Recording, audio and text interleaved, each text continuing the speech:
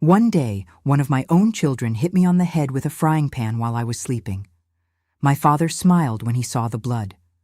The boys I raised with so much love became my tormentors, manipulated by the man who should have supported me during such a difficult time.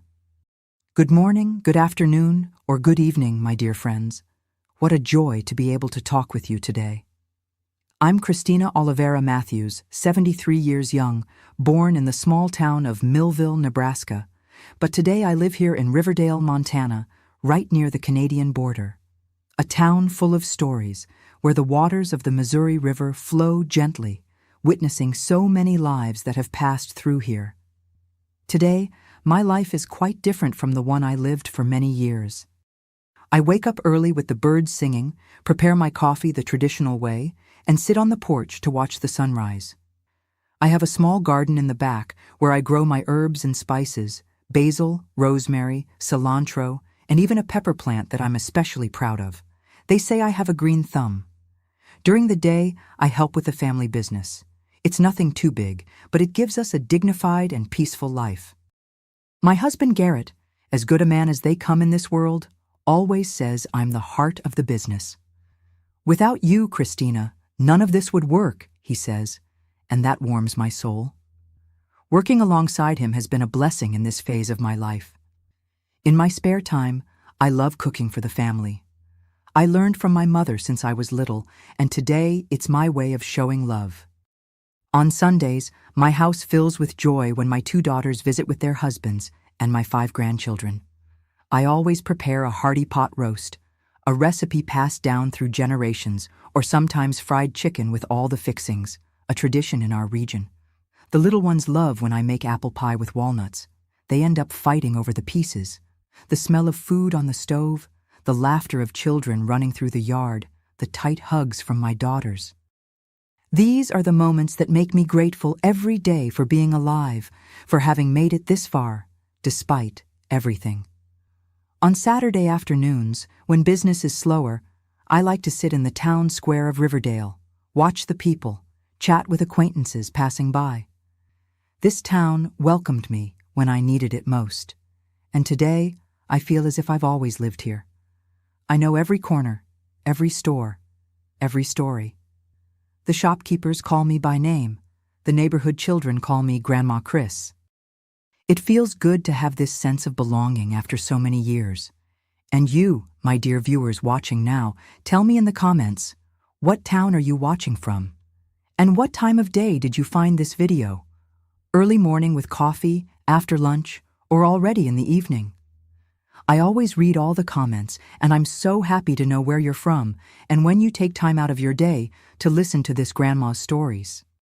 Let me know, okay? Let's create a chain of affection.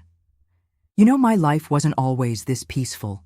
There was a time when I thought I wouldn't see the sunrise again, when I didn't have the strength to go on, a time when the people I loved most in the world turned against me in a way that still hurts to remember. But as my grandmother Gertrude always said, after the strongest storm comes fair weather. And so it was in my life. Sometimes I find myself looking at old photographs, yellowed by time, and I barely recognize that girl with braids and a flowery dress, running through the fields of Millville with no idea what life had in store. A girl who grew up in a family where respect was the foundation of everything, but who one day saw that same respect shattered by the hands of those she brought into the world. But for you to understand how I got here, I need to go back in time, to that girl with braids, to that family that taught me values that I carry to this day, even after so many trials. I was born in Millville, Nebraska in 1952, at a time when our town was little more than a handful of houses along the Platte River. My father, Leopold Oliveira, worked for the Bureau of Indian Affairs even before it became part of the Department of the Interior. A tall man with a thick mustache and calloused hands, but a heart as soft as cotton. My mother, Clementine Matthews, was a teacher in the only small school in the area, a woman small in stature but giant in determination and love. Our house was simple but full of life. Wooden walls, high ceilings to help with the heat, and a porch that wrapped around the front where we hung hammocks on hot Sunday afternoons. In the backyard, we had an apple tree that gave enormous fruits and a cherry tree that my mother used to make juice. There were chickens roaming freely and a mutt named Windstorm, who got that name because he appeared on a day of heavy storms. We were 3 siblings, me, the oldest, August, 2 years younger than me, and Dora, the youngest, who arrived when I was already 8 years old. Our routine began early, with the roosters crowing. Dad would leave before sunrise, often spending weeks working on Indian reservations.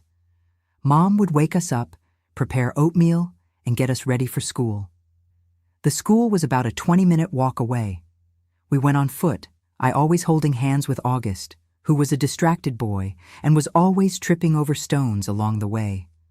Mom went ahead, carrying teaching materials, and often carried Dora in her arms when she was a baby. At school, Mom transformed into Teacher Clementine, respected by all. She taught everything: English, math, science, in a room where children of different ages studied together. In our free time, we played a lot. In Nebraska at that time, the games were simple but full of joy. Hopscotch, ring around the rosy by the river, catching fireflies on moonless nights. My father made us wooden slingshots and taught us to shoot at empty cans, never at birds. "Nature is our mother," he would say, "and you don't hurt your mother." My best friends were Tony, the store owner's son, and Nancy, who lived 2 houses down from ours. We spent hours playing hide and seek among the trees or building straw houses in the yard.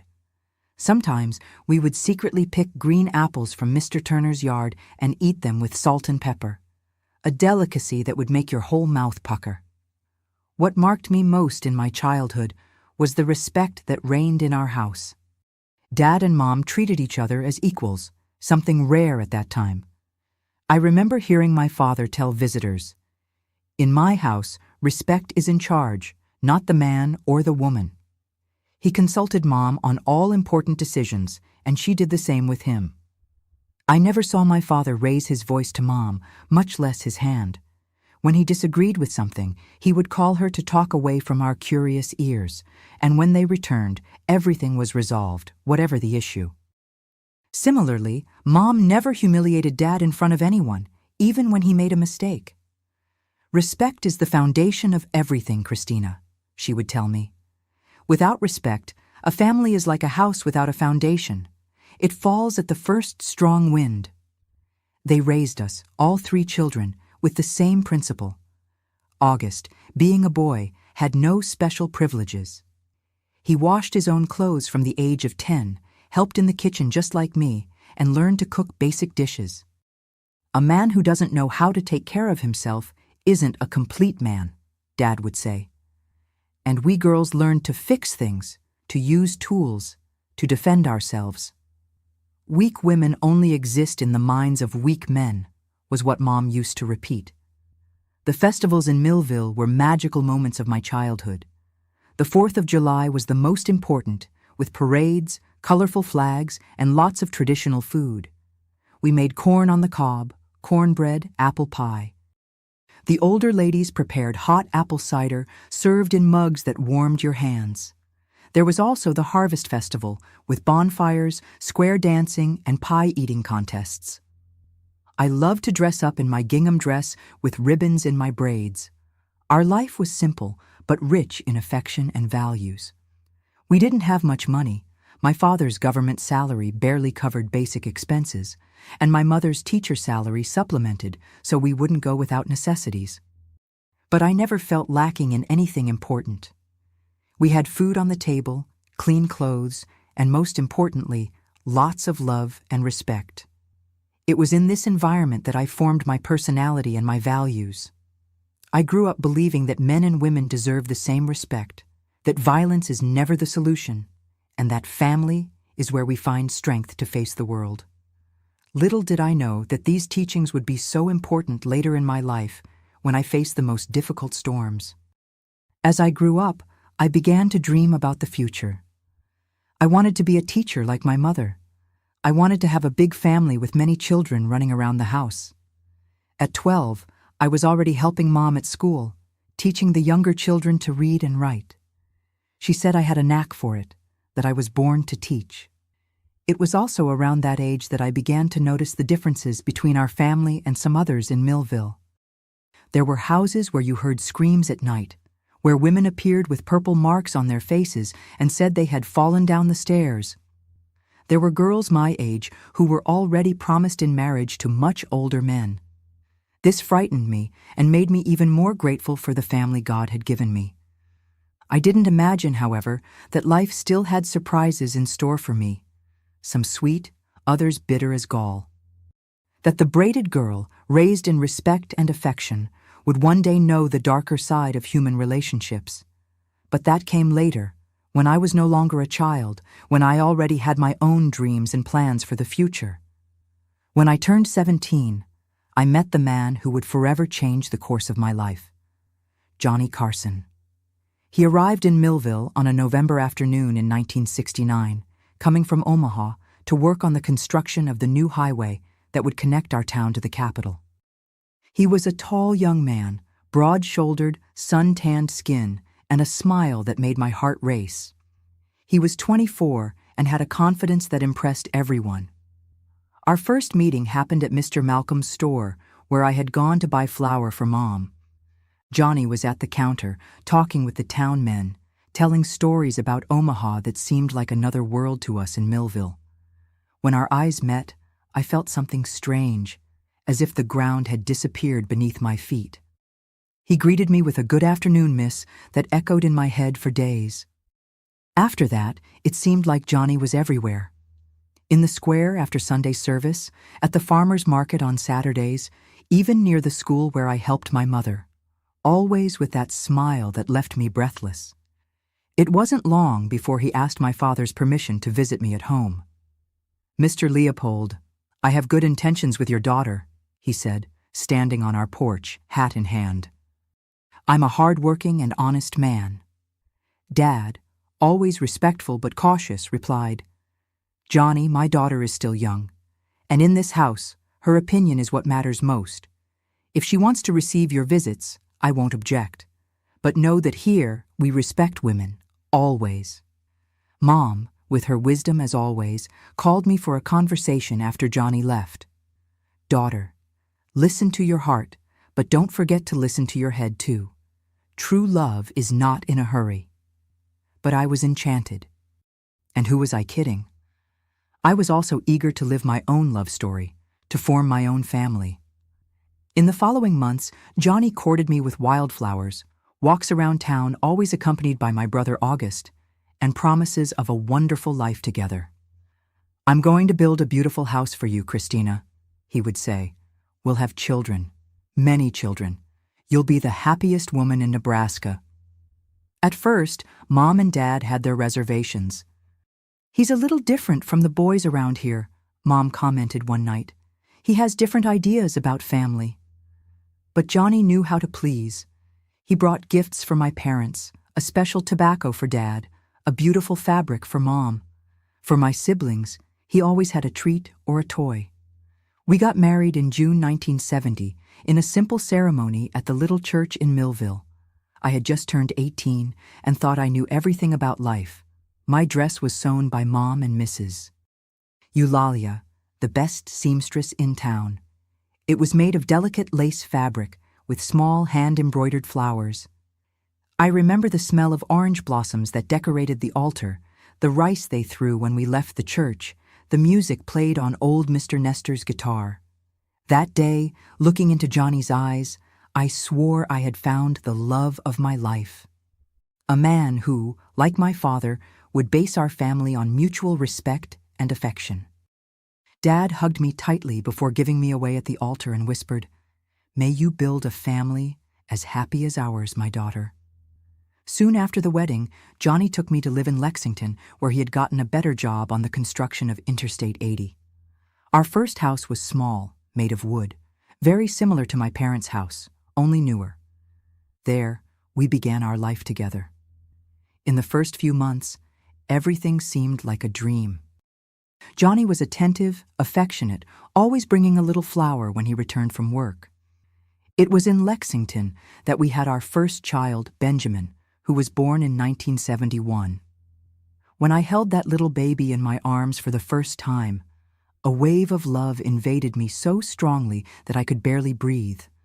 Johnny was so proud that he distributed cigars to all his work colleagues. "My son, my first son," he announced to anyone who would listen. Soon after came Ivy, our first daughter, born in 1973. And then the others, almost one after another: Arnold in 1974, Ezekiel in 1976, the twins Ray and Ryan in 1978, Tim in 1980, Beatrice, our second daughter, in 1982, and finally the youngest, Jake and Mark, in 1984 and 1986. 10 children altogether, 8 boys and 2 girls, exactly as Johnny always wanted. "A big family is a strong family," he would say, as our house overflowed with children.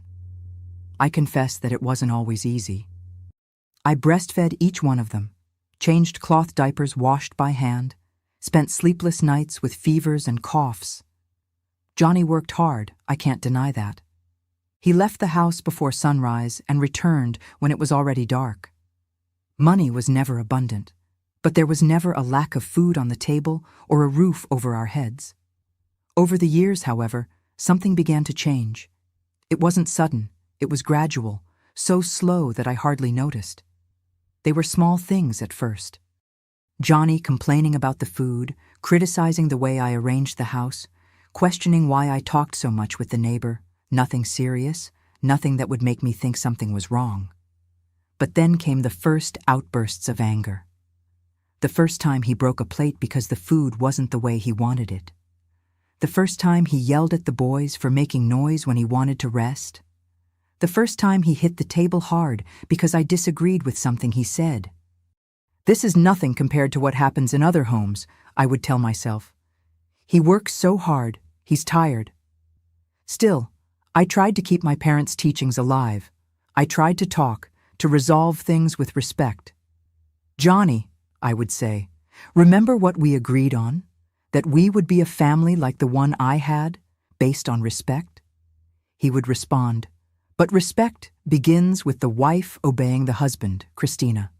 Your mother raised you wrong, with ideas that a woman can speak as an equal." That's when I realized that our concepts of respect were very different. For Johnny, respect meant submission. For me, it meant equality, as my parents had taught me. As the years passed and the children grew, Johnny became harder, more authoritarian. Everything was cause for argument. If I talked to any male neighbor, even if it was old Mr. Romney who was 70 years old, he would become furious, accusing me of things I dare not repeat. If I wanted to visit my parents in Millville, it was a certain fight. "Your place is here, taking care of the house and my children," he would say. And over time, this phrase became more frequent. My children, not our children. Gradually, I closed myself off, shrinking, trying to occupy as little space as possible in that house. I was no longer the confident Christina, full of dreams. I was a shadow, always attentive to Johnny's mood, always trying to anticipate what might irritate him. The boys grew up seeing this example at home. They saw how their father treated their mother and thought that was how a man should act. The girls, Ivy and Beatrice, looked at me with a mixture of pity and fear, perhaps wondering if that would also be their fate. In 1990, when our youngest, Mark, was only 4 years old, the tragedy occurred that would change everything. Johnny was working on the construction of a bridge when a steel cable broke, hitting him with force. He did not survive his injuries and died on the spot. When I received the news, I was in shock. I couldn't cry. I couldn't speak. Part of me felt immense pain. After all, he was the father of my children, the man with whom I had shared 20 years of my life. But another part, which I barely dared to acknowledge, felt something like relief. And this feeling made me feel guilty, made me think I was a terrible person. The children reacted each in their own way. The older ones, who already understood more, were devastated. Benjamin, the firstborn, then 19 years old, swore he would take care of the family in his father's place.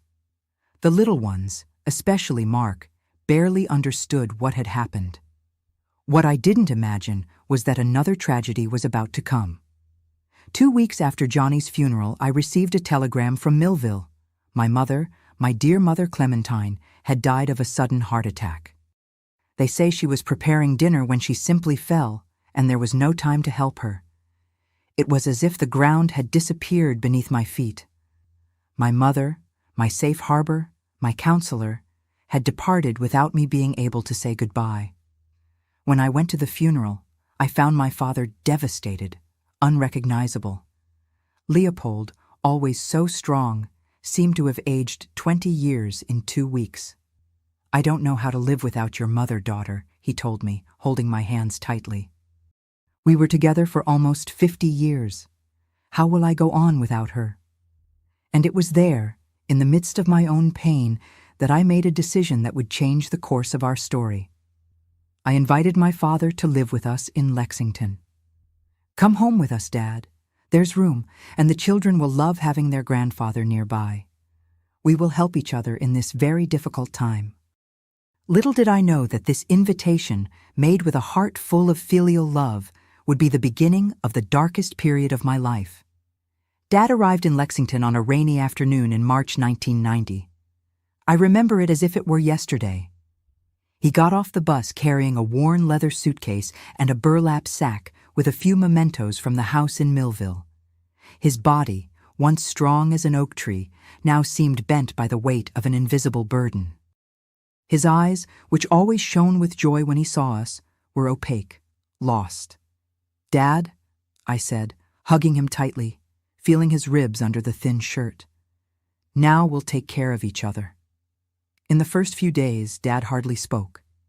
He would sit in the rocking chair we had placed on the porch, looking at the horizon as if expecting to see Mom returning along the dirt road. The grandchildren approached curiously, especially the younger ones, who barely knew their grandfather. Mark, with his 4 little years, was the first to break the ice. "Grandpa, want to see my car?" he asked one afternoon, approaching with his wooden toy that Johnny had made before he passed.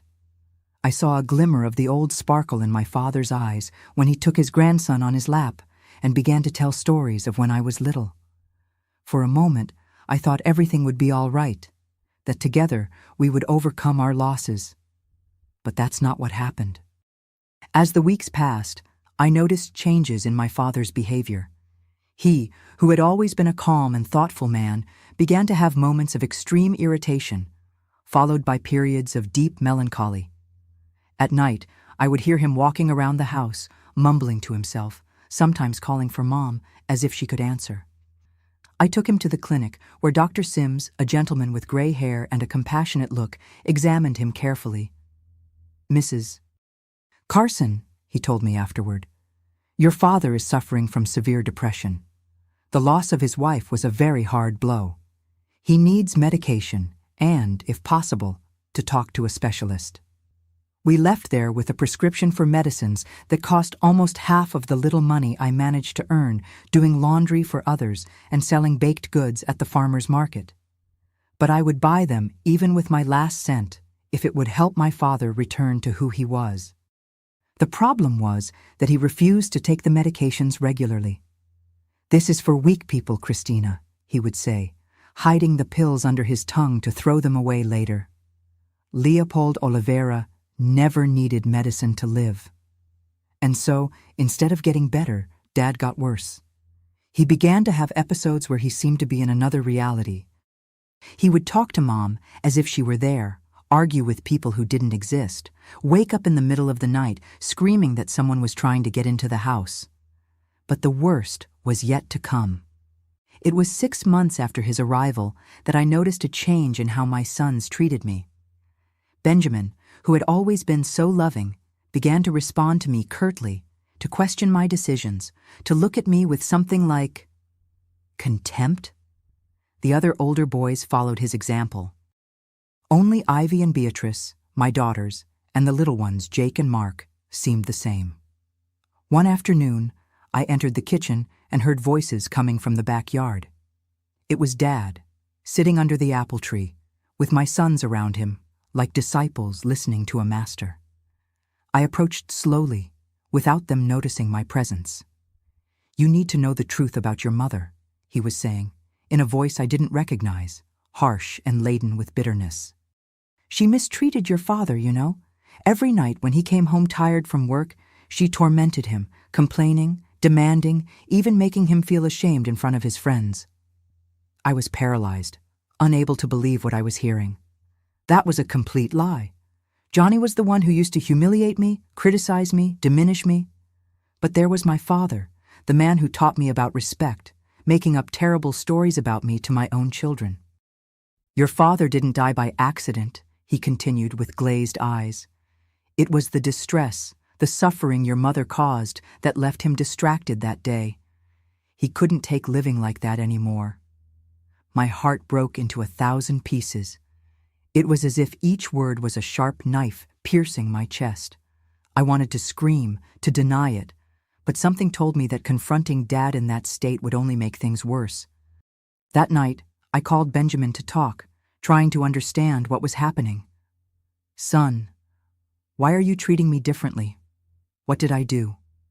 He looked at me coldly, his eyes so similar to Johnny's, and replied, "You know very well what you did. Grandpa told us everything, how you made Dad suffer, how you complained about everything, how you made him tired of life." "Benjamin, that's not true. Your grandfather is not well. He's confusing things." "You still have the nerve to speak ill of Grandpa?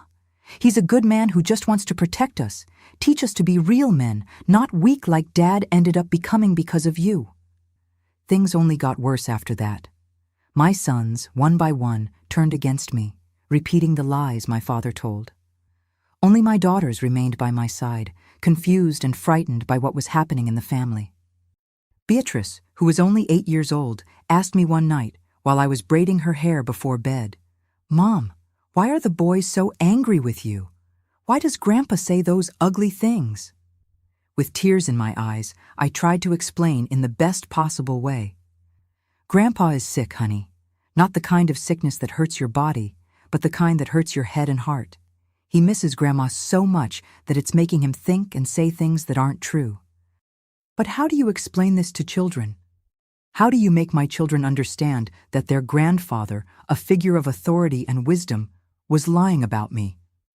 The situation reached an unbearable point when one afternoon I returned from the market and found the house in a strange silence. Upon entering the kitchen, I saw my father sitting at the table with an expression I will never forget, a mix of satisfaction and madness. "I taught the boys to correct you today," he said, with a terrifying calmness, "as I should have corrected your mother when she started having wrong ideas about a woman's place." Before I could process what that meant, I felt a sharp pain in my back. When I turned around, I saw Arnold, my third child, then 16 years old, with his hand still raised after hitting me hard. "This is for you to learn to respect the men of the house," he said, repeating words that were clearly not his, but my father's. That night I cried silently until I fell asleep. Not for the physical pain, which was plenty, but for the pain of seeing my own children, whom I raised with so much love, turn against me under the influence of the man who was once my example of kindness and respect. The following months were a nightmare. The abuses became almost daily. Sometimes it was a push in the kitchen, sometimes an insult during dinner. My older children treated me like a servant, demanding that I serve them first, that I wash their clothes a certain way, that I not talk to any man on the street. Ivy, then 17 years old, tried to defend me, but that only made the situation worse. "You'll end up like your mother if you're not careful," my father threatened, giving her a look that made her retreat in fear. One night, I woke up to a strange noise. When I opened my eyes, I saw a shadow approaching my bed. It was Ezekiel, my fourth child, then 14 years old. In his hands, he held, my God, it still hurts to remember, an iron skillet. "Grandpa said you don't deserve to rest when there's so much to do in the house," he said, raising the object. By pure reflex, I rolled to the side at the exact moment the skillet hit the pillow where my head had been a second before. The blow was so strong that it broke one of the boards of the bed. That night, locked in the bathroom, trembling with fear and pain, I made a decision. I needed to get out of that house, out of that situation. Not just for me, but for my daughters, who were beginning to show signs of constant fear, and for the younger ones, who could still be saved from that terrible influence. But how? Where to go? With 10 children, no money, no support, and more. How to abandon my children, even those who mistreated me. How to leave behind the children whom, despite everything, I loved more than life itself. That's when I began to formulate a plan. A desperate, risky plan, but what seemed to be my only chance for survival. I couldn't continue living like that, watching my family destroy itself, feeling my body and soul break a little more each day. The idea came on a sleepless night as I listened to my father mumble in the next room, talking to my dead mother. A plan to free us, me and my children, who were not yet completely under his influence. A plan that would change our lives forever. It was a Tuesday in April 1991 that marked the moment when everything changed. It had been raining since dawn, a fine and persistent rain, typical of late spring in Nebraska. I was in the kitchen, preparing lunch as every day. My hands were cutting the potatoes automatically while my mind wandered, looking for a way out of that nightmare that my life had become. Beatrice came running in, her little eyes wide with fear. "Mom, Grandpa is cutting his arm again." I dropped the knife and ran to his room. Dad was sitting on the edge of the bed, a razor blade in his right hand, trickles of blood running down his left arm. His eyes, when they saw me, didn't recognize me. They were lost somewhere far away. "Leopold, you promised you wouldn't do this again." My voice came out trembling as I took a clean towel to stop the blood. "She wants me to go with her. Clementine is calling me," he mumbled, confusing me with my deceased mother. "Don't you understand? She said I need my blood to find the way." I managed to calm him down, cleaned the cuts that, fortunately, were not deep, and left him sleeping. When I returned to the kitchen, I found Benjamin and Arnold standing at the door, watching me with an expression that chilled my soul. "It's your fault," said Benjamin, his face contorted with anger. "Grandpa is like this because of you. If you hadn't brought him here, if you had left him in peace in Millville." "Son, your grandfather is sick. He needs medical help, medications that he refuses to take," I tried to explain once again. "What he needs is respect," shouted Arnold, hitting the table hard, making the plates jump. "And you don't give him that. You go around washing clothes for strange men, selling food at the market, talking to everyone, embarrassing the family." This was absurd. I worked from sunup to sundown to support that house, to feed 10 children and a sick father. The clothes I washed were for respectable families in town, and the food I sold at the market was what ensured we had something to eat. "Benjamin Arnold," I said, trying to stay calm, "you need to understand that your grandfather is not well in the head. He's confusing things, making up stories. This is not how he treated me before, not how he treated my mother." I couldn't finish the sentence. Benjamin advanced toward me, his face red with fury. "Never speak about Grandpa like that again. He's the only one who told us the truth, who showed us how a woman should be treated." At that moment, the twins Ray and Ryan entered the kitchen, followed by Ezekiel and Tim. Jake also came, hesitant, standing at the door as if he didn't know which side to take. Only little Mark was absent, probably playing in the yard, oblivious to the tension that filled the house. What happened next will forever be marked in my memory as the most painful moment of my life. Benjamin, my firstborn, the one I breastfed the longest, for whom I sang so many lullabies, grabbed me by the arm with such force that his fingers left purple marks. "It's time for you to learn once and for all what your place is in this house," he said, in a voice that wasn't his. It was my father's voice in his worst moments. The other boys formed a circle around us. I could see in the eyes of Ray and Ryan a mixture of fear and excitement. Tim seemed frightened, but didn't dare go against his older brothers. Ezekiel had on his face that same empty expression from the night of the skillet. "Please," I begged, tears streaming down my face. "You are my children. You came from my womb. Don't do this." But my words fell on deaf ears. What followed was a session of torture that lasted what seemed like hours. It wasn't just punches to the stomach or hair pulling. It was the words, the accusations, the humiliations. "You killed our father. You're a shame as a mother. We'll teach you to obey." Each phrase was like a stab in my heart. I tried to defend myself, tried to reach those boys who were once my babies, but it was like talking to strangers. At some point, I heard screams. It was Ivy and Beatrice, who had returned from the neighbors and witnessed the scene. "Stop! Leave Mom alone!" Beatrice shouted, trying to get through the circle of brothers. Ivy, more determined, managed to infiltrate and placed herself in front of me, trying to protect me with her thin teenage body. "Get out of the way," ordered Benjamin. "This is not your business." "She's our mother," Ivy screamed, with a courage I didn't know she had.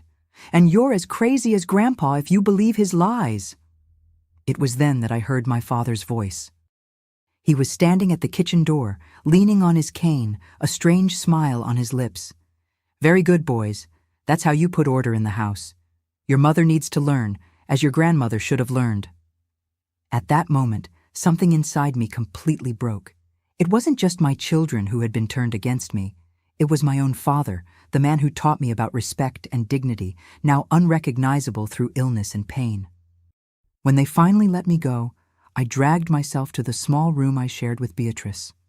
My body ached, but it was a pain that didn't compare to the emptiness I felt in my soul. Lying on the bed, staring at the wooden ceiling, I cried until I had no more tears. It was then that the door slowly opened. It was Ivy, bringing a damp cloth and a cup of chamomile tea. "Mom," she whispered, sitting beside me on the bed, "we can't continue like this. They're going to really hurt you." I held my daughter's hand, feeling her soft skin, seeing in her the same strength and kindness I once saw in my mother. "You're right, honey. We can't continue like this." That night, while everyone slept, I had a dream, or maybe it was a vision. My mother, Clementine, was sitting at the foot of my bed, so real that I could smell the glycerin soap she always used. "Daughter," she said, with that voice that was like a balm to my wounded soul, "it's time for you to remember who you are." Leopold and Clementine's daughter doesn't let herself be defeated. The girl I raised knows that sometimes you have to fight to protect those you love. When I woke up, it was still dawn. The dream with my mother had left me with a certainty. I needed to act, and it had to be now. Not for revenge, but for survival, mine and my daughter's. And also for my younger sons, who could still be saved from that toxic influence. Silently, I got up and went to the small dresser where I kept my few things. At the bottom of the drawer, under an old shawl that had been my mother's, was a small wooden box. Inside it, some savings I had managed to hide over the months, money from extra sales at the market, from an embroidery or two I did on the side. It wasn't much, but maybe it would be enough for a fresh start. I returned to bed and lay looking at Beatrice's sleeping face, so innocent, so confident that Mom would solve everything. Beside her, on a mattress on the floor, slept Ivy, who had already seen too much for her 17 years. It was there, in that moment between night and dawn, that I began to outline my plan. A risky, desperate plan, but what seemed to be our only chance. I remembered Eli, an old colleague of Johnny's who had served in the army before coming to work on the roads. He had always been respectful, had always treated me like a real lady, even after Johnny died. He had a reputation for being tough, for knowing dangerous people in the region. Maybe he could help me. And then I thought about the lunch I prepared every day, the only meal when the whole family gathered. If I could somehow— no, I wouldn't hurt my children, never. but maybe I could make them sleep, just long enough for me to escape with Ivy and Beatrice. The sun was beginning to rise when my plan finally took complete shape. It wouldn't be easy. It would be risky, and I would have to abandon 6 of my children. This idea tore me apart, but what alternative did I have? Stay and watch my boys transform into monsters under my father's influence? See my girls suffer the same fate as me? I dried my tears, took a deep breath, and made my decision. It was time for Christina Oliveira Matthews to remember the girl who was raised to be strong, to be respected, to never bow to injustice, not even when it came from her own family. The next morning, I got up before everyone else, as I always did. My body still aching, but my mind clearer than it had been in months. I had a plan, imperfect and risky, but it was the only hope for me and my daughters. First, I needed to talk to Eli without raising suspicions. Luckily, it was market day in Lexington. I woke Ivy when the sky was still dark. "Honey," I whispered, "I need you to help me today. We're going to take more cakes to sell at the market." Her eyes, so similar to mine, looked at me with understanding beyond her years. She knew something was different, but didn't ask questions. She just nodded and began to get dressed silently. In the kitchen, we prepared everything as usual. By the time the others began to wake up, we had already baked potato cakes and packaged them to sell. The sweet smell filled the house, disguising the tension I felt. "I'm taking Ivy and Beatrice with me today," I announced casually during breakfast. "I need help carrying things." Benjamin gave me a suspicious look.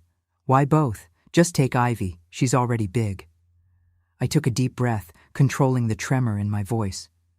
"Beatrice wants to learn how to make change. She's old enough now."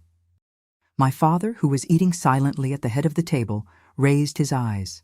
For a fleeting moment, I saw in them a glimmer of the old Leopold, lucid, attentive. "Let the girls go," he said, surprising everyone. "It's good for them to learn to work from an early age." I didn't question that moment of lucidity. I just silently thanked and finished packing our things. At the market, we set up our small stand as we always did. The potato cakes, wrapped in wax paper, soon began to attract customers. While Ivy took care of the sales, I asked Beatrice to keep an eye on the stand. "Mom needs to talk to a friend, sweetie. I'll be right back." I walked among the stalls, greeting acquaintances, until I spotted Eli at the hardware stand. Even after so many years away from the army, he maintained an erect posture, a vigilant look. When he saw me, his face, hardened by years of sun, softened into a respectful smile. "Mrs. Carson, good to see you. How are things?" I looked around, making sure no one was watching us, and replied in a low voice, "Eli, I need your help. It's urgent and delicate." Something in my expression must have revealed the gravity of the situation, because he immediately led me behind his stall, where we could talk without being overheard. There, with a trembling voice and teary eyes, I told him everything. The abuses, the manipulations, the attack from the night before. I showed him the bruises on my arms, the purple mark on the side of my face that I had tried to hide with a scarf. I talked about my plan to flee with my daughters, the pain of leaving my other children, the fear of being pursued. Eli listened to everything in silence, his face hardening with each detail. When I finished, he placed his hand on my shoulder, a respectful gesture of solidarity. "Mrs. Carson, I knew your husband. Johnny was a good man at heart, despite his flaws. He trusted me in difficult times, and now it's my turn to honor that friendship." He then explained to me that he knew people in the region, ex-military like him, men who solved problems without asking too many questions. They weren't criminals, he assured me, just tough men who understood that sometimes justice needed a little help. "How much do you need to start over?" he asked. I showed him the savings I had brought with me, hidden in an inner pocket of my dress. It wasn't much, but he nodded, thoughtful. "It will be enough for the beginning. I can add a little more. I have a cousin in Riverdale, Montana, near the Canadian border. He can arrange a place for you and the girls to stay until you get established. Riverdale, Montana. The name sounded like music to my ears. Far enough to start over, close enough not to feel completely lost in strange lands. When? I asked, feeling my heart race with the real possibility of escape. Tomorrow, he replied, determined. There's a merchandise truck leaving for there at dawn. The driver is trustworthy, he'll take you without asking questions. I then explained to him the other part of my plan, the riskiest. The sleeping pills I intended to put in the lunch. I don't want to hurt anyone, I clarified.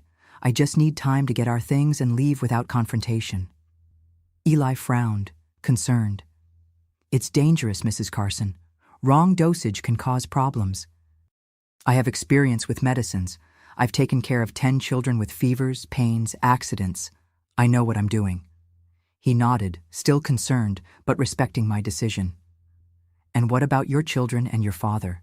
When they realize you fled? That's when I hesitated. I didn't want my children to suffer, even those who had turned against me. They were my children, after all. I need someone to scare them enough not to come after us, I said, the words coming out with difficulty. I don't want them to be hurt, just to understand that it's better to leave us in peace. Eli thought for a moment, then nodded affirmatively. I know some guys who can look pretty scary when they want to. They'll pay a visit to your father and the older boys after they learn about the escape. Just a persuasive conversation. I returned to the stand with a lighter heart, despite the weight of the decision I had made. Ivy noticed the change in me, but waited until we were alone to ask, Mom, what's going on? I looked into the eyes of my oldest daughter, now a young woman on the verge of adulthood, and decided she deserved to know the truth. Tomorrow we're leaving home, honey. Just you, me, and Beatrice. We're going to Riverdale, Montana to start a new life. Her eyes widened, a mixture of fear and hope. And the boys? And Grandpa? They stay, I replied, the pain evident in my voice. Maybe one day they'll understand. Maybe one day we can meet again. But now we need to save ourselves. We returned home as if nothing had happened. On the way, I stopped at the pharmacy and bought a bottle of mild sleeping pills, the kind that Dr. Sims sometimes prescribed for people with insomnia. The pharmacist, Mr. Douglas, an elderly gentleman who had known me for years, didn't ask questions. He just looked at me with a silent understanding that made me suspect he knew more about my situation than he let on. At home, I began preparations for lunch as I always did. It was beef stew day, the boys' and my father's favorite dish. While the meat and vegetables were cooking, I discreetly separated some of our clothes, important documents, and the few mementos I couldn't leave behind. My mother's wedding ring, some old photographs, the first shoe of each child. I kept everything in a bundle that I hid at the back of the closet where no one looked. When lunch was almost ready, with all the men of the house gathered in the living room waiting to be called to the table, I carefully diluted the sleeping pills in the apple juice I always served with meals. I calculated the dose precisely, enough to induce a deep sleep for a few hours, but not enough to cause any harm. Ivy, I called softly when she entered the kitchen. Don't drink the juice today. Neither you nor Beatrice. Tell her to ask for water.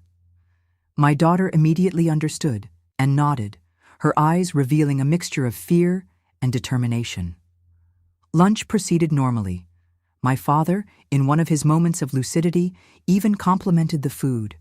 The boys ate with appetite, drinking large glasses of apple juice to relieve the heat of the day. Only Ivy, Beatrice, and I drank water, a detail that fortunately went unnoticed. About half an hour after the meal, the effects began to appear. First it was Mark, the youngest, who yawned and said he wanted to take a nap. Then Jake, who could barely keep his eyes open. One by one they retired, overcome by a sudden and irresistible tiredness. My father was the last to yield. He fought against sleep for longer, as if some part of him suspected what was happening. But finally, sitting in his rocking chair on the porch, he also closed his eyes and his breathing became heavy and rhythmic. When I was sure everyone was sleeping deeply, I signaled to Ivy. Quickly, we took the hidden bundle and a few provisions for the journey. Beatrice, who didn't know exactly what was happening, just followed our instructions in silence, her big, frightened eyes moving from me to her sister. Before leaving, I stopped at the door of the room where my children were sleeping. My heart tight with pain and guilt, I looked for the last time at those faces that I loved so much, even after everything. I silently asked God to protect them, to one day help them understand. I left a simple note on the kitchen table. Forgive me for leaving this way. It's the only way. Don't try to find us. The afternoon sun was already beginning to lower when we left through the back of the house, following a little used path that led to the other side of town, where Eli had promised to meet us. We walked quickly, Beatrice between us two, too small to fully understand what was happening, but feeling the urgency of the moment. When we arrived at the arranged spot, Eli was already waiting for us in an old Jeep. Beside him were two rough-looking men who avoided looking directly at us, the scary guys he had mentioned. Everything is ready, he said, helping us into the vehicle. You'll spend the night at my sister's house on the outskirts of town. In the morning, the truck leaves for Riverdale. As the Jeep moved away from the only life we knew, I looked back one last time. The setting sun cast a reddish glow over the houses of Lexington, like a fiery farewell to a chapter that was closing. And what about the boys and my father? I asked, my voice choked with the contradictory emotion of relief and loss. Eli kept his eyes on the road, his hands firm on the wheel. My friends here are going to have a talk with them tomorrow. They'll make it very clear that if they try to look for you, the consequences will be unpleasant. Your father and your older sons aren't truly brave, Mrs. Carson. They're just bullies who take advantage of the weak. When confronted by real men, they'll back down. I nodded, feeling a mix of gratitude and sadness. I never imagined my life would come to this point, that one day I would be fleeing from my own family, depending on intimidation to ensure my safety. But as I hugged Beatrice, who had finally yielded to fatigue and was sleeping in my lap, and held Ivy's hand, who looked ahead with determination, I knew I had made the right choice. It wasn't just for me, but for them. So they would never know the kind of life I had been forced to endure, so they would grow up strong and respected, as my mother had wanted for me. That night, housed in the simple but welcoming home of Eli's sister, looking at the Montana stars through the window, I allowed myself to cry for the last time for the children I was leaving behind. Then, I dried my tears and promised myself that, from that moment on, I would only look forward. It was the end of one story, but also the beginning of another. A story in which Christina Oliveira Matthews would once again be the strong woman her mother raised, the woman her children and sick father had tried to destroy, but who had found the strength to rise again and start over. We arrived in Riverdale, Montana on a sunny April morning in 1991. The truck journey had been long and tiring, but when I saw the Missouri River shining in the sun, I knew we had made the right choice. It was as if those waters, which flowed freely near the Canadian border, invited me to also move forward, without looking back. The first months weren't easy. We rented a small room at the back of a boarding house where we fit tightly, me, Ivy, and Beatrice. The money I brought, added to what Eli had generously given us, was enough for only a few months. We needed to work, and fast. Ivy, with her recently turned 18 years, got a job at a fabric store downtown. I started as I always did, doing what I knew, cooking. I sold cakes and savory snacks at the bus station, taking advantage of the movement of travelers coming and going. Beatrice, still small, attended the public school, where she soon stood out for her vivacious intelligence. It was on one of those mornings at the bus station that I met Garrett. He arrived from Helena on an old bus, carrying a worn leather suitcase and a guitar on his back. Tall, with already graying hair despite his 50 years, he had kind eyes that seemed to see beyond appearances. He stopped at my stand, bought a potato cake, and stayed to chat. He told me he was a retired music teacher, that he had come to Riverdale to visit a nephew, and ended up enchanted by the town. He spoke with a gentleness that I hadn't found in a man for a long time. In the following days, he returned. He always bought something, always talked a little more. Never an inappropriate look, never a disrespectful word. When he learned that I was a widow and was raising 2 daughters alone, he offered to give free guitar lessons to Beatrice, who had always shown interest in music. "Music saves, Mrs. Carson," he told me once. "It saved me when I lost my wife to cancer 10 years ago. Maybe it can help your daughter too." Over time, Garrett became a constant presence in our lives. He helped Beatrice with her lessons, talked with Ivy about her dreams of going to college, accompanied me to the market to buy ingredients, always respectful, always keeping an appropriate distance. It was Ivy who first noticed what was happening. "Mom," she told me one night when we were alone washing dishes, "Mr. Garrett likes you, for real." I felt embarrassed, like a young girl. At 39 years old, with the life I had led, I thought romantic love was no longer for me. "Nonsense, honey. He's just a good man who likes to help." She smiled, with that wisdom that sometimes young people have more than the old. "A man doesn't cross town every day just to buy cake, Mom." Time proved that Ivy was right. 6 months after our first meeting, Garrett asked me to be his girlfriend, in such a respectful and gentle way that it reminded me of my parents, of how true love is based on mutual respect. "I'm in no hurry, Christina," he told me. "I know you carry wounds, that you need time. We can go slowly, at your pace." And so we did. We dated for 2 years before getting married in a simple ceremony at the little church in Riverdale, with only Ivy, Beatrice, and a few friends we had made in town. With Garrett's help, who had some savings from his retirement, we bought a simple but comfortable house with a yard where I planted my herbs and spices. He also invested in a small music store and sheet music shop, which became the family business. Ivy, who was already engaged to a local young man, continued to live with us until she got married. Beatrice flourished under the care of her stepfather, who treated her like his own daughter. The years went by, and our life took shape in this little corner of Montana. The pains of the past never completely disappeared. How could they?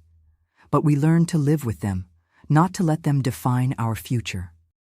Sometimes, on the quietest nights, my thoughts would fly to Lexington, to the children I left behind. In the first years, this memory was like a knife in the chest. With time, the pain transformed into a melancholic longing, and then into a kind of resigned acceptance. I did what I needed to do to survive, to protect my daughters. There was no other way at that moment. I learned through acquaintances that my father passed away in 1995, just 4 years after our departure.